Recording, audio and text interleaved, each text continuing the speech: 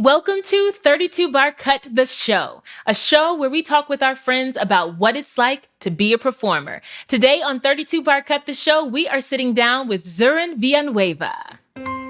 It's time to welcome on our guest, my favorite by far, a Broadway star, Zurin Villanueva. on 32 Bar Cut. She shuffled along with the best of them, kept it fetch in Mean Girls, and played her part in The Circle of Life. But today she is sitting down with us talking about her life as a performer.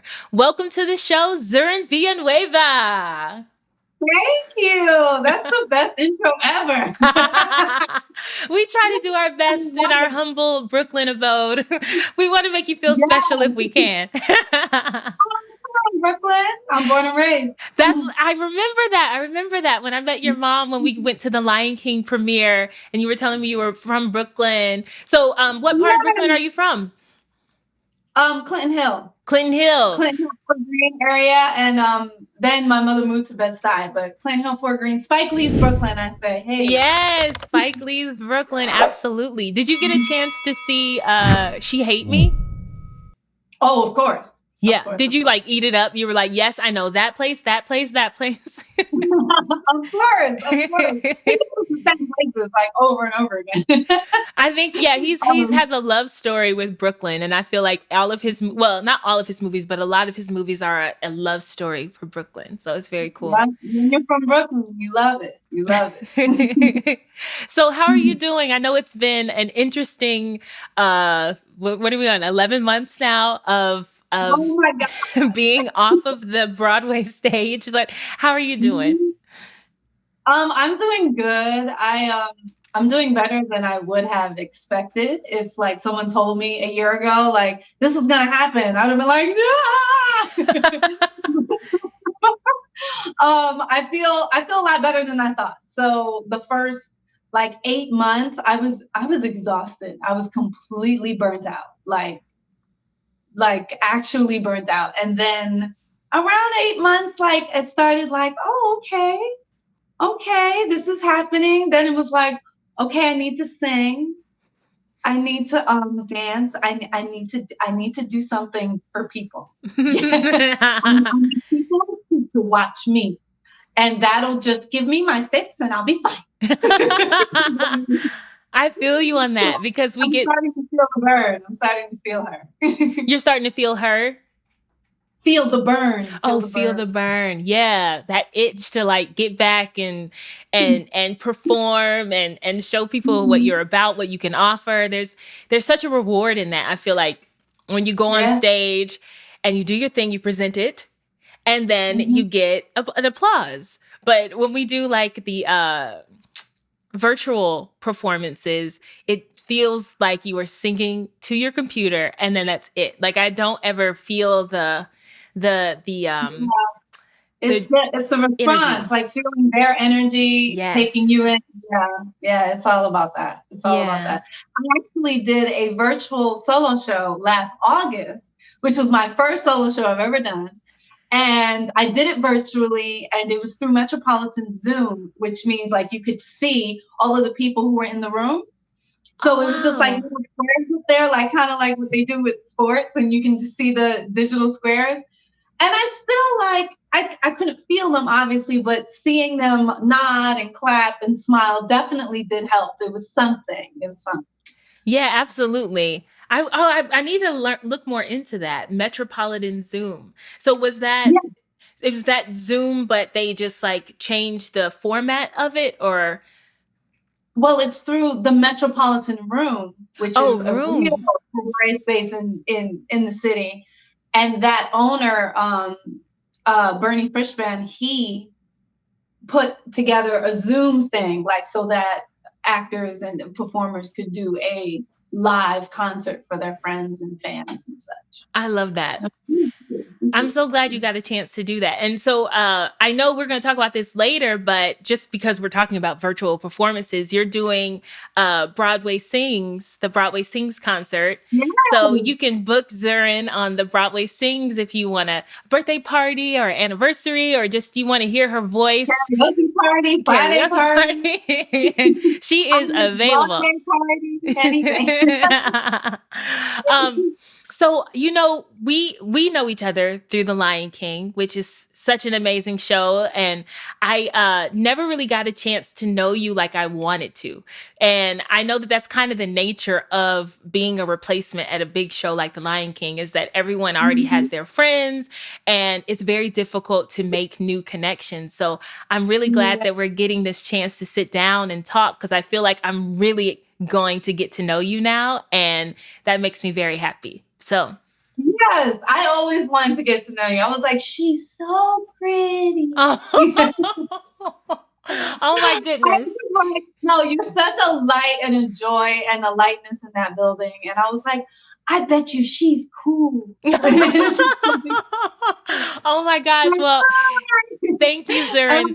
I'm such a little girl in new environments. I just feel like, okay, hey, and you always responded. And I always registered that. Well, I'm glad I was able to be some semblance of light for you in that space, because I know it's difficult. It is very difficult to join The Lion King. I have been there before, and I know what it is like. So I'm glad that I'm glad you didn't catch me on a bad day, I'll say. So you are a Howard alum. Yes, you went to the theater program at Howard. Yes.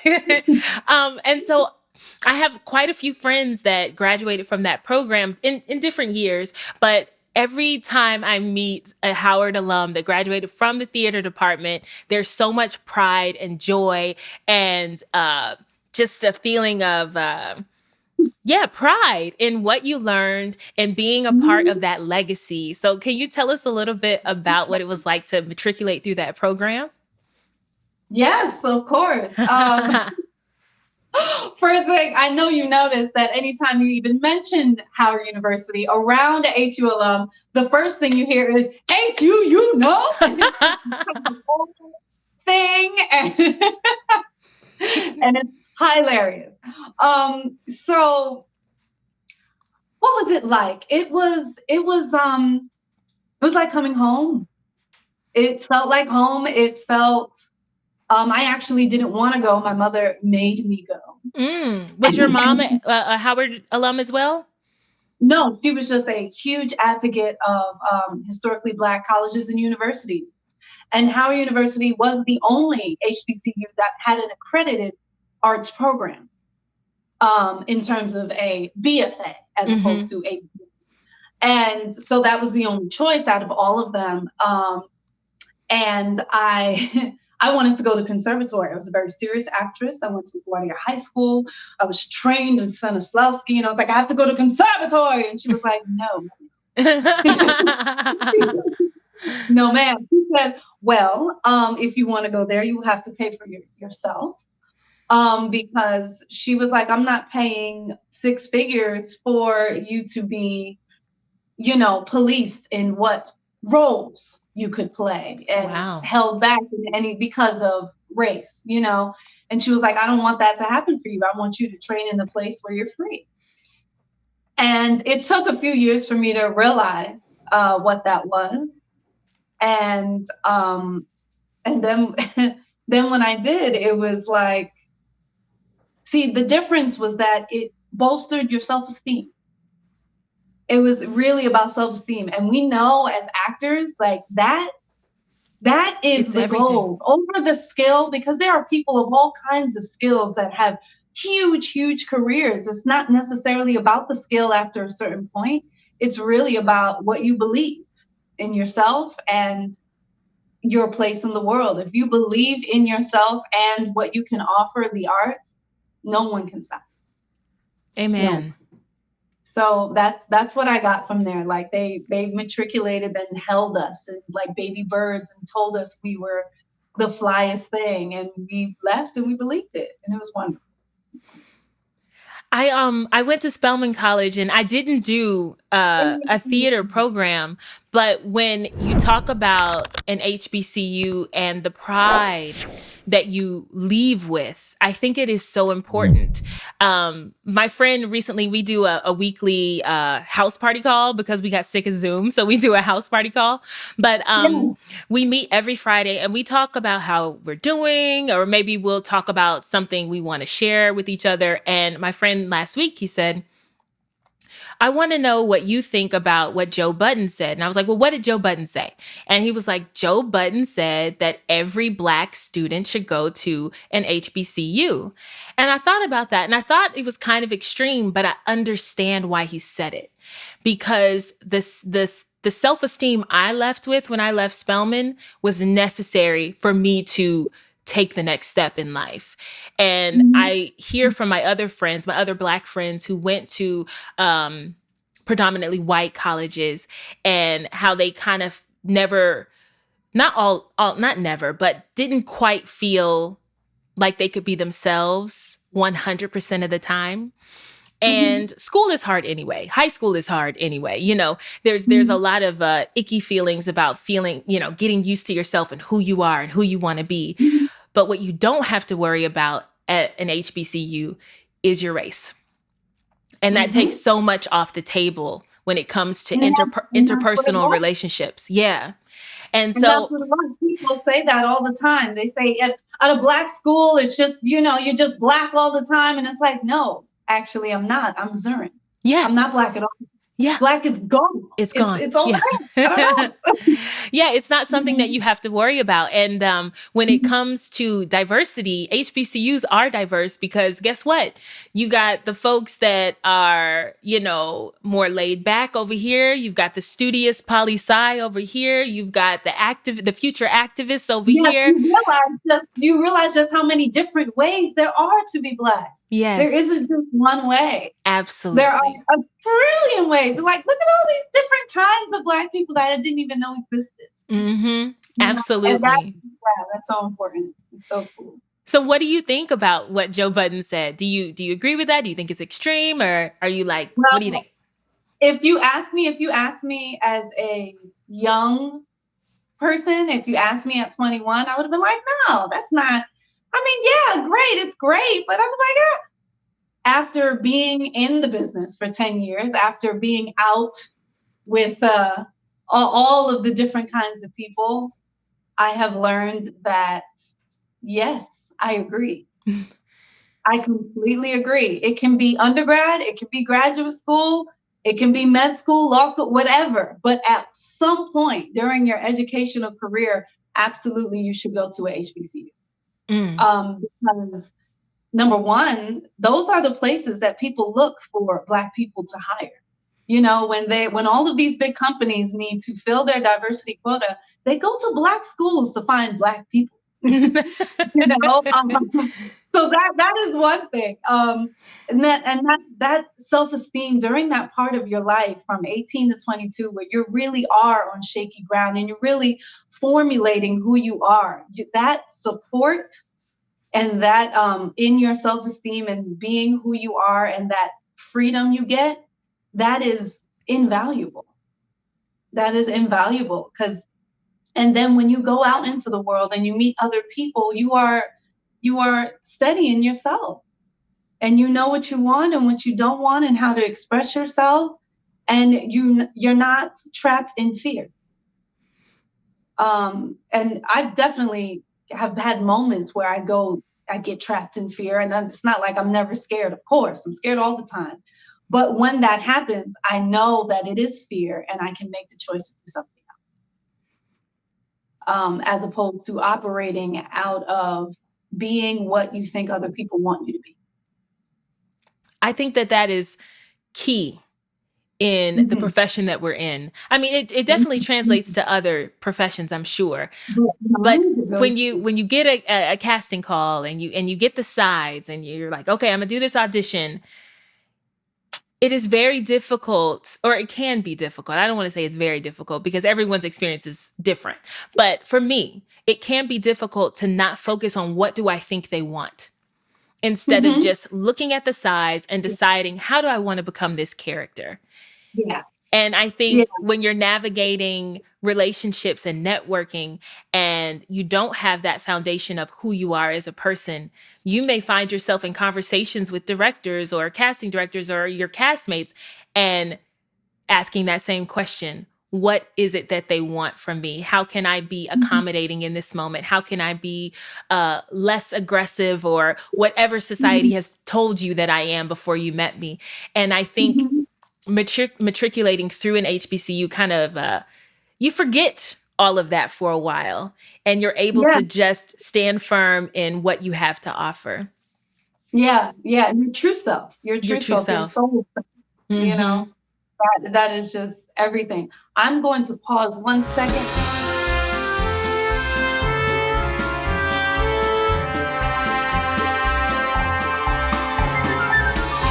We had a little technical difficulties, but we are back. And Zurin and I were just chatting about HBCUs, but now I really want to hear about what it was like after you graduated from Howard. You went back to New York and you started hitting the pavement. What was that experience like with all this newfound pride in yourself and your craft?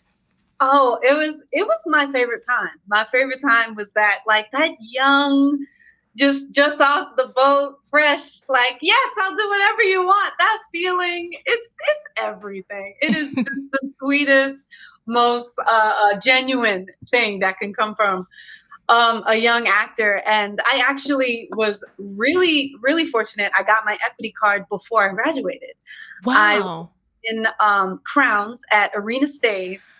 My senior year, my second semester senior year, we performed during that spring, and I was able to graduate with my equity card. I played Yolanda, who was a young girl from Brooklyn, and right, and her brother gets shot in Brooklyn, and her mother sends her other child to hang out with her grandmother in the South, and so she's surrounded by all of these older women who are in the church and have so much pride in themselves, and to just bolster her back up from that trauma. And it was so great. It was wonderful. It was my first principal contract, my first equity contract, and surrounded by all these amazing Black women. Natasha Yvette Williams was one of them. Wow. Boykin was in it. Like it was Margaret Hicks. It was amazing. That is an incredible way to finish a college degree. Like, insane. It was absolutely insane.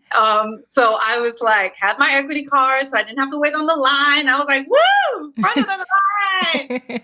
I was too happy. Like it was too much. But I was living in Brooklyn with my mom, and I was able to get up at 5 o'clock in the morning, run down there, sign in for 6 auditions, come back home, get dressed, get warm, go back there, audition for between 3 and 5 p.m., get a drink, and then go wait tables. And that was my life for like 3 years at least, on and off and stuff. Mm-hmm. But that's a really great setup. It took me 2 years to get my equity card. And so it's a coveted thing, right? It's like, you have that moment of being non-union and then you're union and you're so proud of it. But it sounds like you just were like, nah, I graduated, I'm union, and now I'm going to audition on. And I think it's fantastic. It doesn't work that way. Not always. No, it usually doesn't. And I know all the stories about the weeks and the counting and the lists and the equity wait lists. And I was like, woo, I don't got to be on that. Okay. So when you were at Howard, did they explain all of that to you, like the union and everything? You had a good sense of what all of it meant? Actually, I didn't. When I got the job, they were like, "Oh, do you want to be equity or do you want like the other thing, the points or weeks or something?" And I did not understand the difference. And I didn't understand that because I was going back to New York, it would behoove me to be equity. So I almost turned it down. And it was like this whole thing where I kind of turned it down. And then I was like, and then I spoke to someone and they were like, what? That's stupid. And I was like, well, why didn't anyone tell me? And then I called back, and I didn't know that the dues come out of your paycheck. Mm-hmm. I thought they were asking me to give them $1,300. And I was like, ah. And I was like, well, you have to put that in the contract. I don't have $1,300. And they were like, what? And I was like, what? I had no idea what was going on. So when I finally figured it out, sort of too late, then I was like, then I had to fix it. I was like, oh, I'm sorry, I didn't know. Like, no one believed that I didn't know. They thought I just wanted more money. And I was just like, no, I didn't know. I thought you were asking me for $1,100. I don't have $1,100. It was a mess. It was a mess. I don't know how Howard missed that one. But no, I think that is important because, even like in high school where we don't really get a class on how to do our taxes or how to budget our accounts, I think that some of the business side of this profession gets lost. And for me, I know it's different. I did classical voice. I had no intention of being on Broadway until I was like 25. It wasn't even on my radar. But I think it is important to talk about those things because say you were going to a different market, say you were going to be in DC or you were going to Atlanta or you're going to Chicago, maybe you wouldn't want to be equity yet because then you can't do the non-union work. Exactly. And if I was going to stay in DC, then that would have been a good option. But like I was going to be in New York, there's no point. Like that, those distinctions definitely would have helped. Yeah. So I smoothed it over. I was like, no, guys, I wasn't gouging you for money. I was just like, I don't have it. Like, I'm sorry. Like, oh my gosh. Oh, what a mess. That's a good story. I'm glad we kind of stumbled on that. I forgot about that story. So I know that, well, correct me if I'm wrong, but Shuffle Along was your Broadway debut, right? Yes, ma'am. I got to see you. Yes, I did. I wasn't there. You weren't there? Oh, well, okay. Well, I got to see your company, at least. I got to see your company. And who knows, I might have seen you. Because, I'm sure you went on. You never went on? No, stop. Zurin, you never went on? I never went on. I was the only cast member that never went on. I was actually a standby, even though they billed me as swing, which is detrimental in other ways because now people ask me to swing and I'm like, I don't do that. They're like, but you did. No, standby. But that was a way of them saving money. So I was a standby. I was understudying Adrienne Warren and Amber Iman and Felicia Boswell. 3 powerhouses. Yes, honey. Yes. Honey. And I was so excited. Felicia Boswell left the show, and then I was understudying 2. And then we closed early, and I didn't go. There wasn't time, but you would have gone on, I'm sure. And it was. Eventually, but vacation. There's some strong females. They ain't calling out for nothing. No. No. Yeah. I mean, it was a fun show. I took my sister. Well, my sister and I went. I was in town learning my NALA track. And so I had the evenings off and I was going to see whatever I could afford and whatever I had time for it, so I was like on Today Ticks. And so we did get a chance to see the show and I was excited to tell you that today. And funny story. I had auditioned for NALA years before 2016. I wasn't yet, right? Yeah. Then 2016 happened. I got that audition for NALA. You did? I did not go. You didn't go?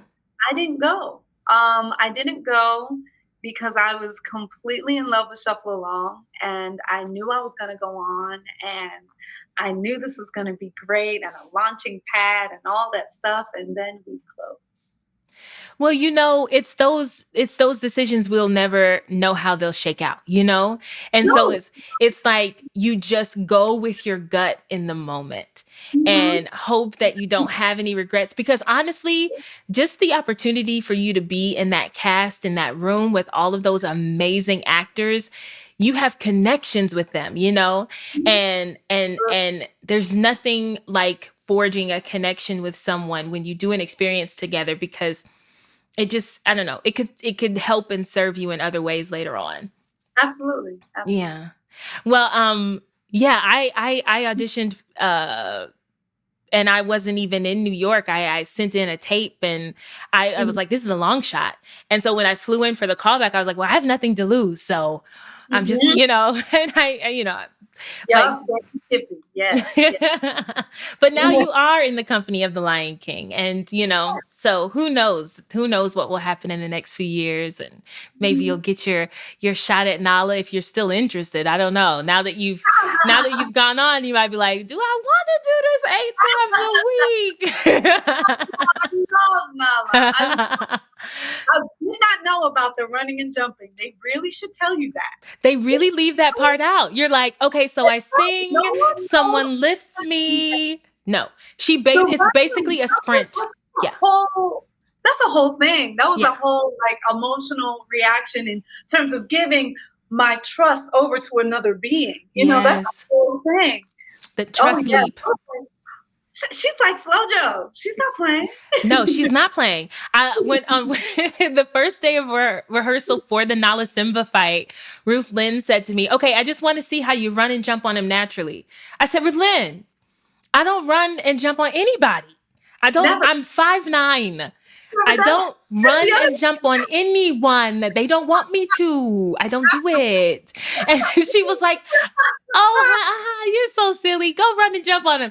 They always say how silly. It was like, no, you didn't hear me. I'm being serious. Amazon, what do you mean? Yes. He needs to run and jump on me. Right. I got you. Come on. I got you. Come on. That is real. Yeah. It is something they should explain. Like even the dance call for the audition, you really still don't know how physical it is. And yeah, I've never been stronger in my life. Yep. So yeah. Core. Okay, so Shuffle Along closes, and now you're hitting the pavement again, I imagine. But you do workshops and readings, right? I have, not many. I haven't done many, but I've done a few. So did you do the workshop for Mean Girls before it went on, or did you? Yes. You did. We did that in April. Yeah. Yeah. How was it? What was the workshop like? Like seeing all these mega people in there, and yeah. Right? No, that was great. Tina Fey is so cool and so chill and a good, cool observer and quick, and she's just wonderful. And I had worked with Casey Nicola before doing Book of Mormon. He was just coming in. I was doing it on tour, so he was just coming in, giving notes and stuff. But at least I was kind of familiar with the way he worked. Yes, he's a light and a joy and loves to just have fun. And so that just eases everyone. His assistant is awesome. And so we were trying a lot of different things. There was a lot of vocabulary, and we would stick it in different places. And he would be like, what about this? What about that? Like getting the lunch table, where do you belong together, where we literally use our feet to ride the lunch tables all over the stage. That was so much fun. It's one of my favorite numbers, actually. But it's a lot of work. You got to push and stop and all together. And and I remember when we were doing the trayography, my thumbs felt like they were going to fall off after the first day. I was like, oh my God, my thumb. Oh my God. Oh my God, I'm hurt. And it was like, no, honey, you're just sore. Okay. It's broken. It's broken. No, but it turned out to be one of my favorite numbers. I love that number. I love it. I wish I could have seen it. I never got a chance to see Mean Girls. It just didn't shake out where I could see it, but I know it's like a huge sensation and a cult classic, if you will. Oh, yeah. It was so fun. Everyone in the company was super, super young and green and just so out to just really have a good time. And we had so many inside jokes and So we really, really had a good time. Like we had too much fun. Like it was like, okay, back to the work. And we're like, okay, we stop. You know what I mean? I know exactly what you mean. Yeah. Yeah, it's like it's just like play. It's a good time. It doesn't feel like work. Yep. Yep. Those are some of the best experiences because then you make good relationships, you make good friendships with those people, and you can be excited and happy to go to work, and it doesn't feel like a chore, you know? Yeah. Because that Broadway grind, the 8 shows a week, it is a dream. I don't want people to get me wrong, but it is a dream. But it is also a lot of work, and it's good to be in good company. Because when you're in good company, then it doesn't always feel like work. Absolutely. That's true. That's true. And me and my girls were very close. All of the ensemble girls, we were close. And it was just so wonderful. We would be in there jumping around, making silly jokes, talking about sex backstage, farting and laughing at each other. Like we were just really comfortable, and it was wonderful. Oh man, you're reminding me of my time when I was in Chicago. I felt like every cast felt like that, like absolutely ridiculous. Like you were making lifelong friends. I feel like I have lifelong friends now in The Lion King. I didn't feel like it would ever feel like that when I first got there. Just because everyone already has their own friends and cliques, and not even cliques really, just friendships. And then they have their own lives and families at home that I wasn't sure if I would ever fit in or if there was room for me. But now, you know, especially with Ceedee and Benita and Bravida, I feel like, oh no, I have friends for life here. Yeah, definitely. That's wonderful. Okay, so I wanted to ask you about Clueless. Do you want to chat about Clueless a little bit? I love Clueless. Okay, so my sister and I watched Clueless so much. My sister too! That's all we did. Oh my gosh, it's like rolling with the homies, you know. Rolling with the homies. So what was it like to do that show? You played Dion, right? I played Dion. Man, that day, that was a good day. That was a good freaking day. It was so amazing to call my sister, who made me learn that movie from top to bottom, and tell her, guess what? Guess what I'm about to do? At first I said Clueless, and she's like, ah! No, wait. It's Dion. Like, just lost her whole mind. We were on that phone for like 20 minutes just screaming. Like just and that was just so wonderful. So I am a huge fan of Clueless. Dion was my whole joint when I was a kid. So being cast in the musical of Clueless, I couldn't even, I was like, I can't believe I did it. I finally did it. And it was my first principal in New York. My first principal contract in New York City, something that would possibly go to Broadway. This is that next step that I have been looking for since Shuffle, you know, and I'm just like, oh my God. And to work with the original screenwriter, Amy Heckerling, like she's sitting right there, like what? It's just, oh my God, it's so great. So Clueless was fast. The whole process was fast. We had to get her up expeditiously. I think I was expecting a little bit more workshop time, but we were seriously on the clock, so we had to just like go with our instincts and go with that. You know, and not second guess it, and that's freeing in another way as well, you know. And our cast had a lot of fun as well, and the choreography was wonderful, and it was everything. I had my own Murray. Murray. Everyone loves Murray, and then it's like, okay, this is Murray. And you're like, Murray. Did they keep all over the place? I loved it. I loved every minute of Did they keep a lot of the scenes from the film, like the when they're driving on the freeway? That seems like it'd be difficult to do. Did they have anything like that in there? Yes, we did have the freeway thing. But it was during a song, so we didn't do any scene work. Like, look at the numbers on the top. What did the numbers on the top say? That's good. That's good. I missed that. Oh, I'm telling you, I'm crazy.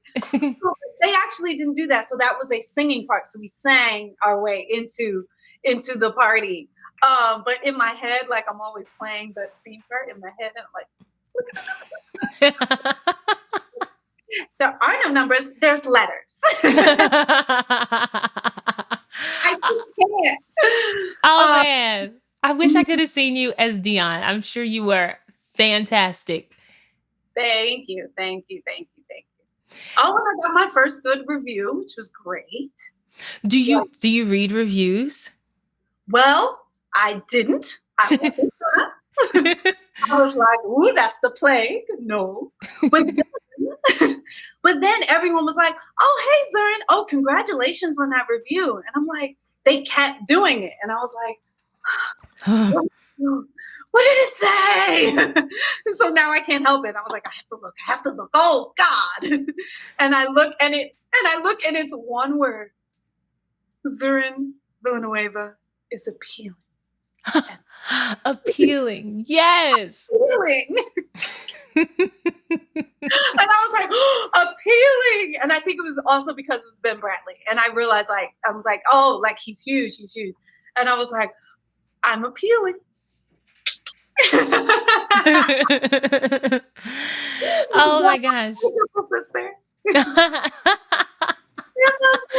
Dimple sister. Okay, so we're going to move on to our stage door round, which is kind of like a round where, if you're at the stage door, maybe somebody might ask you these questions. Oh. Are you ready? Yes. Okay, so when you're not on stage, what's a favorite hobby of yours? Dancing salsa. Oh, nice. Yeah. Yes. All right. Okay. What show would you never want to do again? And what show did you love so much you would do for free? What would I never do again? See, I have this habit of blocking things out that I don't like. So in my head, I actually have a hard time remembering the bad stuff. I know I would do it for free. Ragtime. What did you play in Ragtime? Sarah. Okay. I assumed Sarah, but then I was like, don't assume it. You're right. Don't assume. I did play Sarah at Barrington Stage, and I will do that joint anywhere for free. I loved it so much. I think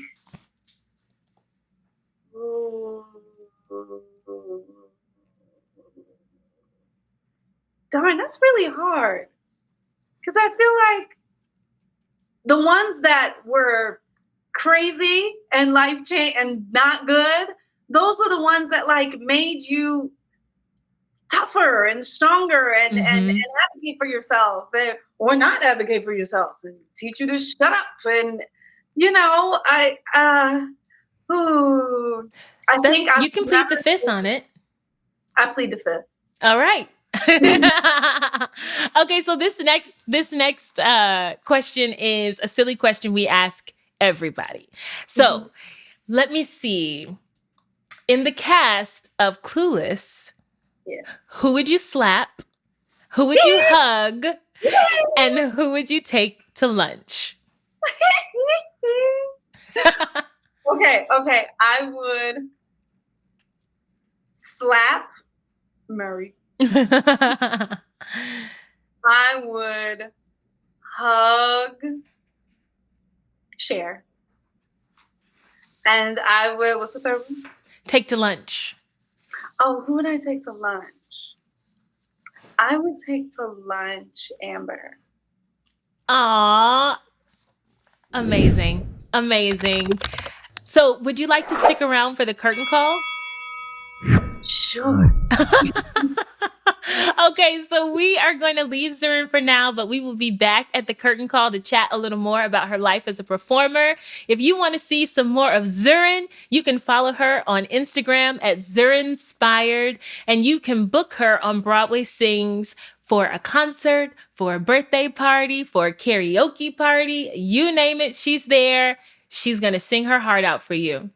Zurin, I'll see you at the curtain call. Austin, play us out.